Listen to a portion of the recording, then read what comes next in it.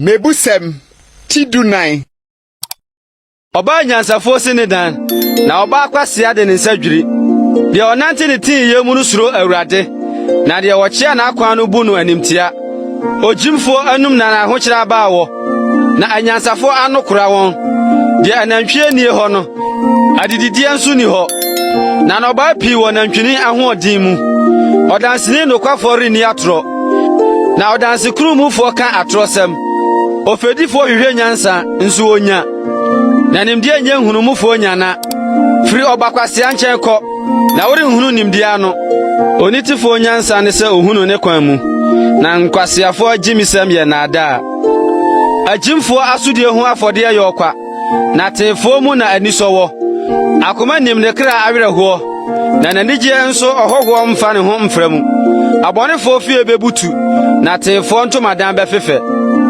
Ewo okwan bi a etene onipa ani so na wie ye owuo kwan seriye mumpo akoma hunu yia na anigye no awie ye awerehọ akoma mchirisanefo akwan be me no na onipa pa nso ade be me no atete kwaje nsem nyina di na onitifo hwe ne nante mu yie onyansafo suro na wosane firi bone ho na okwasia de na ho da so ofamu die ne bo nkyerefo di agimisem na onipa a opam apamone wotane no ntete kwa ade a wodie ne agimisem na anitifo de nimdie hyehye won ho abonefo bebre won ho ase abapafo anim na abonefo akoto atenenefo moboa no ohiani de ni yonko mpotane no na odefo adofo dooso de obu ni yonko animtia ye bone na nhyira ne de ohunu amanehunufo mobo wana wobore asemone mfom ana na adom ne nokure won a wobore asempa obre nyina mu wono bae na anosam de ohia aranko anyansafo abotre ne won ahode nkwasiafo agimisem ye agimisem aranko odansini nokwafo agi nipa nkwa na de odi atro de otwa nkontompo